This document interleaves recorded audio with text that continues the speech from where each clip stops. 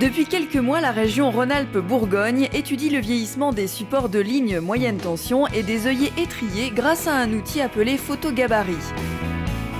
L'idée est de détecter les points faibles du matériel en étudiant en détail les photos aériennes qui sont prises par hélicoptère. On peut ainsi décider de changer telle ou telle pièce en observant avec un gabarit le degré d'usure. On regarde les photos et donc on fait des mesures pour voir si les étriers, par exemple, ou les OL sont abîmés, ou s'il y a du support cassé, s'il y a des supports bois en mauvais état, si les IACM sont mal fermés.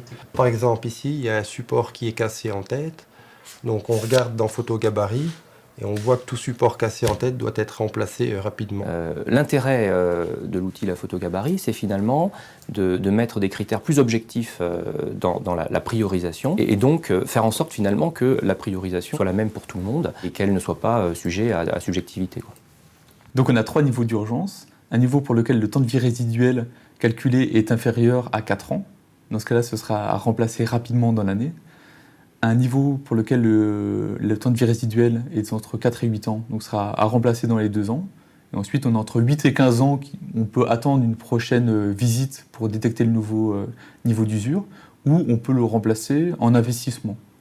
Et ensuite, on a ce qui est supérieur à 15 ans, pour lequel il n'y a pas de suivi particulier. Au lieu d'attendre que la ligne soit complètement vétuste et je renouvelle tout complètement, c'est de dire je cible les endroits les plus fragiles, je sais quand est-ce qu'il va falloir remplacer les pièces sur ces tronçons-là, grâce à photogabarit, je suis en maintenance prédictive, et donc ça me permet de bâtir un programme de prolongation de durée de vie. C'est également intéressant vis-à-vis des collectivités locales qui souvent demandent qu'un support soit remplacé parce qu'il présente un risque.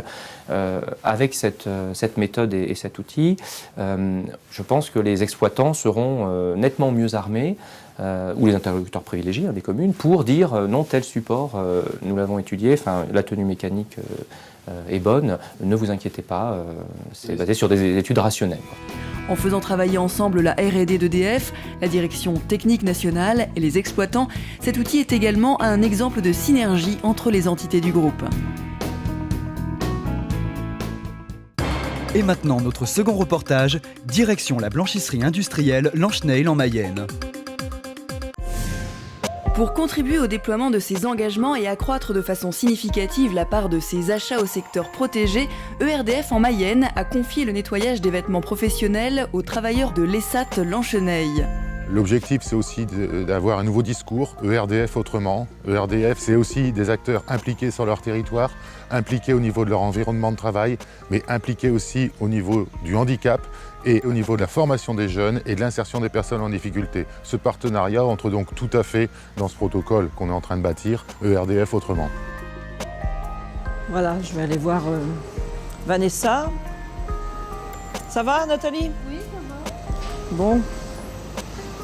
Alors, je voulais savoir, vous en étiez où dans le tri du linge ERDF?